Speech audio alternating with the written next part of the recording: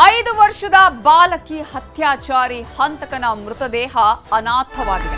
ದಿನೇಶ್ ಕುಮಾರ್ ಮೃತದೇಹ ನೋಡೋದಕ್ಕೆ ಸಂಬಂಧಿಕರು ಇನ್ನೂ ಬಂದಿಲ್ಲ. ನಿನ್ನೆ ಆಗಿದೆ ಎನ್ಕೌಂಟರ್.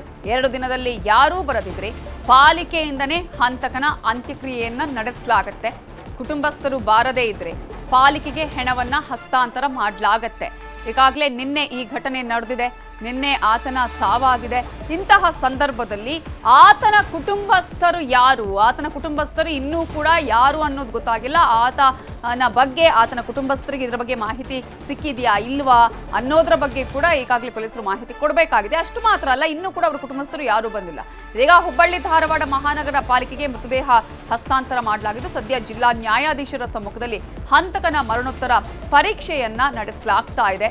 ಈಗ ಈ ಒಂದು ವಿಚಾರಕ್ಕೆ ಸಂಬಂಧಪಟ್ಟ ಹಾಗೆ ನಿನ್ನೆ ಕೂಡ ಸಾಕಷ್ಟು ಪ್ರಶ್ನೆಗಳು ಇತ್ತು. ಈ ಘಟನೆ ಆದಾಗ ಆತ ಯಾರು, ಎಲ್ಲಿ ಅವನು, ಆದರೆ ಬಿಹಾರ ಮೂಲದವನು ರಿತೇಶ್ ಕುಮಾರ್ ಅನ್ನೋದು ಗೊತ್ತಾದ, ಆತ ಕಟ್ಟಡ ಕಾರ್ಮಿಕನಾಗಿದ್ದ ಅನ್ನೋದು ಗೊತ್ತಾಗಿದೆ. ಬಟ್ ಈತನ ಕುಟುಂಬಸ್ಥರು ಎಲ್ಲಿದ್ದಾರೆ, ಇನ್ನೂ ಕೂಡ ಯಾಕೆ ಬಂದಿಲ್ಲ, ಅವರಿಗೆ ಮಾಹಿತಿ ಸಿಕ್ಕಿದೆಯಾ ಅಥವಾ ಇನ್ನೂ ಕೂಡ ಅವರಿಗೆ ಇದರ ಬಗ್ಗೆ ಮಾಹಿತಿ ಸಿಕ್ಕಿಲ್ವಾ? ಒಂದು ವೇಳೆ ಅವನ ಕುಟುಂಬಸ್ಥರು ಯಾರೂ ಬರದಿದ್ದಂತಹ ಸಂದರ್ಭದಲ್ಲಿ ಆ ಒಂದು ಅಂತ್ಯಕ್ರಿಯೆಯನ್ನ ಪಾಲಿಕೆಯಿಂದಲೇ ನಡೆಸಲಾಗುತ್ತೆ. ಕುಟುಂಬಸ್ಥರು ಬರದೇ ಇದ್ರೆ ಪಾಲಿಕೆಗೆ ಹೆಣವನ್ನ ಹಸ್ತಾಂತರ ಮಾಡಲಾಗುತ್ತೆ. ಹುಬ್ಬಳ್ಳಿ ಧಾರವಾಡ ಮಹಾನಗರ ಪಾಲಿಕೆಗೆ ಮೃತದೇಹವನ್ನ ಹಸ್ತಾಂತರಿಸಲಾಗುತ್ತೆ. ಸದ್ಯ ಈಗ ಜಿಲ್ಲಾ ನ್ಯಾಯಾಧೀಶರ ಸಮ್ಮುಖದಲ್ಲಿ ಹಂತಕನ ಮರಣೋತ್ತರ ಪರೀಕ್ಷೆಯನ್ನ ನಡೆಸಲಾಗ್ತಾ ಇದೆ. ಈ ಒಂದು ಘಟನೆ ಇಡೀ ಕರ್ನಾಟಕದಾದ್ಯಂತ ಮಾತ್ರ ಅಲ್ಲ, ಇಡೀ ದೇಶದಾದ್ಯಂತ ಕೂಡ ನಿನ್ನೆ ಸಾಕಷ್ಟು ಸಂಚಲನಕ್ಕೆ ಕಾರಣ ಆಗಿತ್ತು. ನಿನ್ನೆ ಈ ಒಂದು ಘಟನೆ ಆದ ನಂತರ ಪ್ರತಿಭಟನೆಗಳ ಮೇಲೆ ಪ್ರತಿಭಟನೆಗಳು ನಡೆದು ನೀವು ಗಮನಿಸಿದ್ರಿ, ದೊಡ್ಡ ಮಟ್ಟದಲ್ಲಿ ಆಕ್ರೋಶ ವ್ಯಕ್ತ ಆಗಿತ್ತು. ನಮ್ಮ ಕೈಗೆ ಆತನನ್ನ ಒಪ್ಪಿಸಿ ಅಂತ ಹೇಳಿ ಜನ ಅಲ್ಲಿ ಆಕ್ರೋಶಗೊಂಡಿದ್ರು. ಆತನನ್ನ ಹಿಡಿಯೋದಕ್ಕೆ ಹೋದಂತಹ ಸಂದರ್ಭದಲ್ಲಿ ಆತ ಪೊಲೀಸರ ಮೇಲೆನೆ ಅಟ್ಯಾಕ್ ಮಾಡುವಂತಹ ಸಂದರ್ಭ. ಆಗ ಪೊಲೀಸರು ತಮ್ಮ ಆತ್ಮರಕ್ಷಣೆಗಾಗಿ ಆತನ ಮೇಲೆ ಗುಂಡು ಹಾರಿಸಿದ್ರು. ಆತ ಸಾವನ್ನಪ್ಪಿದ್ದ.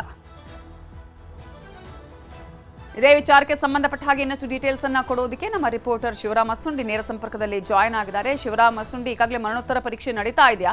ಕುಟುಂಬಸ್ಥರು ಯಾರು ಏನು ಅನ್ನೋದ್ರ ಬಗ್ಗೆ ಪೊಲೀಸರಿಗೆ ಮಾಹಿತಿ ಸಿಕ್ಕಿದೆಯಾ? ಕುಟುಂಬಸ್ಥರಿಗೆ ಮಾಹಿತಿಯನ್ನ ನೀಡಲಾಗಿದೆಯಾ ಅಥವಾ ಅವರ ಬಗ್ಗೆ ಇನ್ನೂ ಮಾಹಿತಿ ಸಿಕ್ಕಿಲ್ವಾ? ನವಿತಾ, ಏನು ಅವರ ಕುಟುಂಬಸ್ಥರ ಬಗ್ಗೆ ಸಾಕಷ್ಟು ಮಾಹಿತಿನ ಕಲೆ ಹಾಕುವಂತಹ ಪ್ರಯತ್ನಗಳನ್ನ ಪೊಲೀಸರು ಮಾಡ್ತಾ ಇದ್ದಾರೆ. ಆದರೆ ಇದುವರೆಗೂ ಸಹ ಯಾವುದೇ ರೀತಿಯ ಮಾಹಿತಿ ಸಿಕ್ಕಿಲ್ಲ.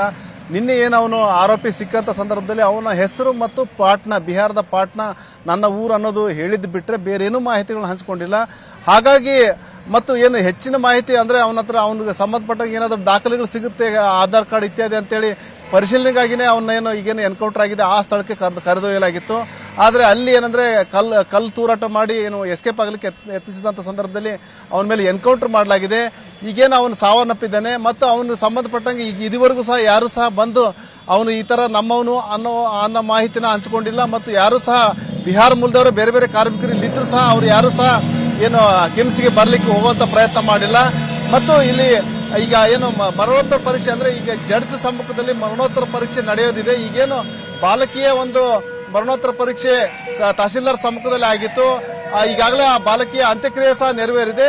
ಇನ್ನೇನಿದ್ರು ಸಹ ಇನ್ನು ನಂತರದಲ್ಲಿ ಈಗ ಒಂದು ಏನು ಆರೋಪಿ ರಿತೇಶ್ನ ಒಂದು ಮರಣೋತ್ತರ ಪರೀಕ್ಷೆ ನಡೀಬೇಕಾಗಿದೆ.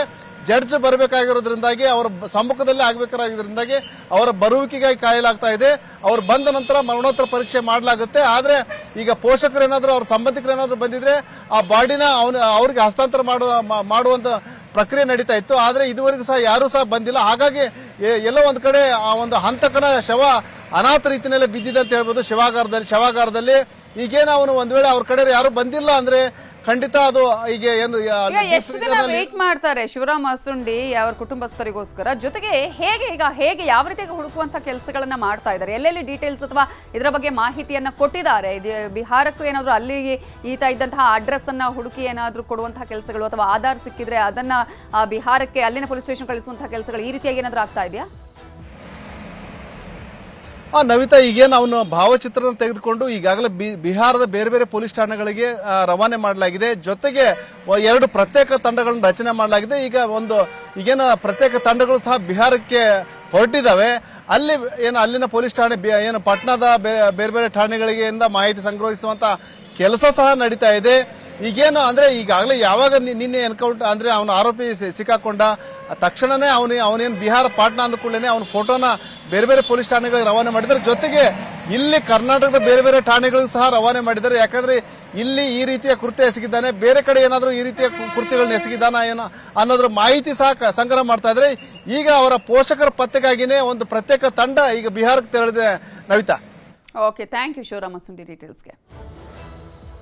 ಹುಬ್ಬಳ್ಳಿಯಲ್ಲಿ ನಿನ್ನೆ 5 ವರ್ಷದ ಬಾಲಕಿಯ ಮೇಲೆ ನೀಚ ಕೃತ್ಯ ನಡೆಸಿ ಕೊಲೆ ಮಾಡಿದ್ದ ಕಾಮಕನನ್ನ ಪೊಲೀಸರು ಎನ್ಕೌಂಟರ್ ಮಾಡಿದ್ರು. ಮಗುವನ್ನ ಅಪಹರಿಸಿ ಕೊಲೆ ಮಾಡಿದ್ದ ಆರೋಪಿಯನ್ನ ಪೊಲೀಸರು ವಿಚಾರಣೆಗೆ ಕರ್ಕೊಂಡು ಹೋಗ್ತಾ ಇದ್ರು. ಆಗ ಪೊಲೀಸರ ಮೇಲೆನೆ ಆತ ಹಲ್ಲೆ ಮಾಡಿ ಪರಾರಿಯಾಗೋದಕ್ಕೆ ಪ್ರಯತ್ನ ಪಟ್ಟಿದ್ದಾನೆ. ಈ ವೇಳೆ ಮಹಿಳಾ ಪೊಲೀಸ್ ಅಧಿಕಾರಿಯಾಗಿರುವಂತಹ ಅನ್ನಪೂರ್ಣ ಸ್ವರಕ್ಷಣೆಗಾಗಿ ಗುಂಡು ಹಾರಿಸಿದ್ದಾರೆ. ಗುಂಡೇಟು ತಗುಲಿ ಆರೋಪಿ ಸಾವನ್ನಪ್ಪಿದ್ದಾನೆ. ಇಮಿಡಿಯೇಟ್ ಆಗಿ ಆತನನ್ನ ಕಿಮ್ಸ್ ಆಸ್ಪತ್ರೆಗೆ ದಾಖಲಿಸಿದ್ರು. ಆದ್ರೆ ಅಷ್ಟರಲ್ಲೇ ಆತ ಸಾವನ್ನಪ್ಪಿದ್ದ. ಬಾಲಕಿ ಹಂತಕನ ಎನ್ಕೌಂಟರ್ ಮಾಡಿದ ಸ್ಥಳಕ್ಕೆ ಇವತ್ತು ಪೊಲೀಸ್ ಆಯುಕ್ತರಾಗಿರುವ ಎನ್ ಶಶಿಕುಮಾರ್ ಅವರು ಭೇಟಿ ಕೊಟ್ಟು ಪರಿಶೀಲನೆ ಮಾಡಿದ್ದಾರೆ.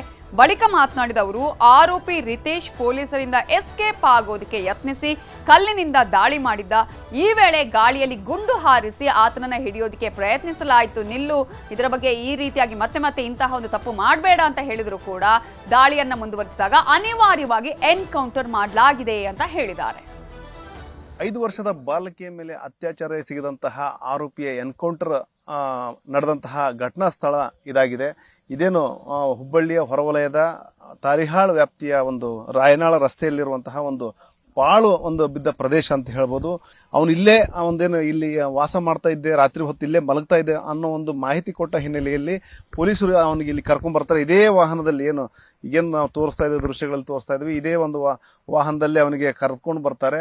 ಈ ಸಂದರ್ಭದಲ್ಲಿ ಒಂದು ದೊಡ್ಡ ಗಾತ್ರದ ಅಂದ್ರೆ ಅವನೇನು ನಾನು ಒಂದಿಷ್ಟು ಡಾಕ್ಯುಮೆಂಟ್ಸ್ ಕೊಡ್ತಾನೆ ಅನ್ನೋ ಒಂದು ಮಾತನ್ನು ಹೇಳಿ ಏಕಾಏಕಿ ಪೊಲೀಸರ ಮೇಲೆ ದಾಳಿ ಮಾಡಕ್ ಆರಂಭ ಮಾಡ್ತಾನೆ. ಇಲ್ಲಿ ನೋಡ್ತಾ ಇರ್ಬೋದು, ಒಂದು ದೊಡ್ಡ ಗಾತ್ರದ ಕಲ್ಲನ್ನು ಎತ್ತಿ ಹಾಕಿ ಕಾರ್ನ ಜಖಂ ಮಾಡ್ತಾನೆ. ಇಲ್ಲಿಂದ ತಪ್ಪಿಸ್ಕೊಂಡು ಈ ತರ ಮುಂದೆ ತಪ್ಪಿಸ್ಕೊಂಡು ಹೋಗ್ಲಿಕ್ಕೆ ಪ್ರಯತ್ನ ಮಾಡ್ತಾನೆ. ಪೊಲೀಸರು ಹಿಡಿಯುವಂತಹ ಒಂದು ಪ್ರಯತ್ನನೂ ಸಹ ಮಾಡ್ತಾರೆ. ಇಲ್ಲಿ ನೋಡ್ತಾ ಇರ್ಬೋದು, ಏನು ಪೊಲೀಸ್ ಸಿಬ್ಬಂದಿ ಒಂದು ಟೋಪಿನೂ ಸಹ ಬಿದ್ದಿದೆ. ಇಲ್ಲಿಂದ ಹಾಗೆ ಮುಂದೆ ಹೋಗ್ತಾನೆ. ಇಲ್ಲಿ ನೋಡ್ತಾ ಇರ್ಬೋದು, ಇಲ್ಲಿ ಏನು ಪೊಲೀಸ್ ಸಿಬ್ಬಂದಿಯ ಬ್ಯಾಡ್ಜ್ ಈ ದೃಶ್ಯಗಳು ಕಾಣ್ತಾ ಇದೆ. ಮತ್ತೊಂದು ಅಂದ್ರೆ 2ನೇ ಬುಲೆಟ್ ಇದು. ಅಂದ್ರೆ ಇಲ್ಲಿ ಒಂದಿಷ್ಟು ಗಾಳಿಯಲ್ಲಿ ಗುಂಡು ಹೊಡೆದಿದ್ದು ಒಂದಿಷ್ಟು ಆದ್ರೆ, ಮತ್ತು ಜೊತೆಗೆ ಅಲ್ಲೇನು ಪೊಲೀಸರು ಸಮವಸ್ತ್ರ ಇರ್ಬೋದು ಮತ್ತು ಕ್ಯಾಪ್ ಇರ್ಬೋದು, ಏನು ಅದನ್ನೆಲ್ಲ ಎತ್ತಾಕ್ಬಿಟ್ಟು ಕಲ್ಲು ಎತ್ತಾಕ್ಬಿಟ್ಟು ಒಂದು ಅವ್ರನ್ನ ಪೊಲೀಸರನ್ನ ಅಟ್ಯಾಕ್ ಮಾಡ್ಲಿಕ್ಕೆ ಟ್ರೈ ಮಾಡ್ತಾನೆ. ಅಂದ್ರೆ ಏರ್ ಫೈರ್ ಮಾಡಿದ್ದು ಒಂದಿಷ್ಟು ಬುಲೆಟ್ಗಳಾದ್ರೆ ಅವನಿಗೆ ತಾಗಿದಂತಹ ಬುಲೆಟ್ಗಳು 2 ಆಗಿದ್ದಾವೆ. ಒಟ್ಟಾರೆ ಏನು ಬೇರೆ ಬೇರೆ ಅವನಿಗೆ ಏನೆಲ್ಲ ಒಂದು ಮನವೊಲಿಕೆ ಮಾಡಿ ಅವನ್ನ ಇದು ಮಾಡೋ ಪ್ರಯತ್ನ ಮಾಡಿದ್ರು ಸಹ ಅವನು ಏನಂದ್ರೆ ಬಗ್ಗದೇ ಇದ್ದಾಗ ಪೊಲೀಸರ ಮೇಲೆ ದಾಳಿ ಮಾಡಿದಂತ ಸಂದರ್ಭದಲ್ಲಿ PSI ಅನ್ನಪೂರ್ಣ ಅವರು ಏನಂದ್ರೆ ಅವನಿಗೆ 2 ಸುತ್ತಿನ ಗುಂಡುಗಳನ್ನ ಹೊಡೆದಿದ್ದಾರೆ. ಒಂದು ಎದೆಗಿರ್ಬೋದು, ಮತ್ತೊಂದು ಚೆಸ್ಟ್ ಇದಕ್ಕೇನು ತೊಡೆ ಭಾಗಕ್ಕೆ ಒಂದು ಹೊಡೆದಿದ್ದಾರೆ. ಪೊಲೀಸ್ ಆಯುಕ್ತ ಎನ್ ಶಶಿಕುಮಾರ್ ಅವರು ಘಟನಾ ಸ್ಥಳಕ್ಕೆ ಭೇಟಿ ಕೊಟ್ಟಿದ್ದಾರೆ. ಇಲ್ಲೇನು ಅವ್ರನ್ನ ಮಾತಾಡ್ಸೋಣ. ಸ್ಥಳ ಏನಿದೆ ಇದು ರಾಯನಾಳ್ ಅಂಡರ್ ಪಾಸ್ ಅಂತ ಬರುತ್ತೆ. ಅಲ್ಲಿ 1-2-3 ಅಬಾಂಡೆಂಟ್ ಬಿಲ್ಡಿಂಗ್ಸ್ ಇದಾವೆ. ಇದರಲ್ಲಿ ಅಕ್ಯೂಸ್ಡು ಈ ಭಾಗದಲ್ಲಿ ಮನೆಗಳಲ್ಲಿ ಕೆಲವು ದಿನ ವಾಸ ಮಾಡಿದ್ದೆ ನಾನು ಅಂತ ಹೇಳ್ತಾನೆ. ಅವನು ಹೇಳಿದ್ದ ಡಿಸ್ಕ್ಲೋಜರ್ಗೆ ಸಪೋರ್ಟಿವ್ ಆಗಿ ಒಂದು ಆಧಾರ್ ಕಾರ್ಡ್ ಆ ಥರದ್ದು ಏನಾದ್ರು ಸಿಗ್ಬೋದು ಅಂತಂದು ಹೆಚ್ಚುವರಿ ವಿಚಾರಣೆಗೆ ಕರ್ಕೊಂಬಂದಂಥ ಸಂದರ್ಭದಲ್ಲಿ ಇಲ್ಲಿ ತಪ್ಪಿಸ್ಕೊಂಡು ಹೋಗ್ಲಿಕ್ಕೆ ಪ್ರಯತ್ನ ಮಾಡಿದಾಗ ಇಲ್ಲಿ ಆ ಘಟನೆ ನಡೆದಿರುವಂಥದ್ದು. ಈಗ ಒಂದು ಇಲ್ಲ ಯಾವ ರೀತಿ ಅಂದ್ರೆ ಏನೋ ಏಕಾಏಕಿ ದಾಳಿ ಮಾಡಿದ ಸರ್, ಯಾವ ತರ ಸರ್? ಪೊಲೀಸರು ಗಾಡಿ ನಿಲ್ಸ್ಕೊಂಡು ಅವ್ನು ನಿಲ್ಸ್ಕೊಂಡು ಸ್ವಲ್ಪ ಮುಂದೆ ಹಾಕ್ಸ್ಕೊಂಡಂತೆ, ಆಮೇಲೆ ಹಿಂದ್ಗಡೆ ಇದೆಲ್ಲ ಆ ಶೆಡ್ ಅಂತ ಹೇಳಿದಂತೆ ನಮ್ಮವ್ರು ತಿರುಗಿಸ್ಕೊಂಡು ಗಾಡಿ ಇಳಿಯುವಂಥ ಸಂದರ್ಭದಲ್ಲಿ ಏಕಾಏಕಿ ತಪ್ಪಿಸ್ಕೊಂಡು ಹೋಗ್ಲಿಕ್ಕೆ ಪ್ರಯತ್ನ ಮಾಡಿದಾಗ ನಮ್ಮ ಅಧಿಕಾರಿಗಳು ಪ್ರಿವೆಂಟ್ ಮಾಡ್ಲಿಕ್ಕೆ ಟ್ರೈ ಮಾಡಿದ್ದಾರೆ ಸಿಬ್ಬಂದಿಗಳು. ಅವ್ರನ್ನೆಲ್ಲ ದಬ್ಬಿ ಓಡೋಗುವಂಥ ಪ್ರಯತ್ನ ಮಾಡಿದಂಥ ಸಂದರ್ಭದಲ್ಲಿ ಅವನ್ನ ಡಿಟೈನ್ ಮಾಡಲಿಕ್ಕೆ ಮತ್ತು ಇಂಥ ಡಿಡೆಡ್ ಅಫೆಂಡರ್ ಇದ್ದಾನೆ, ಅವನು ಯಾವ ರೀತಿ ಕೃತ್ಯ ಮಾಡಿದ್ದಾನೆ ಅಂತ ಗೊತ್ತಿದೆ.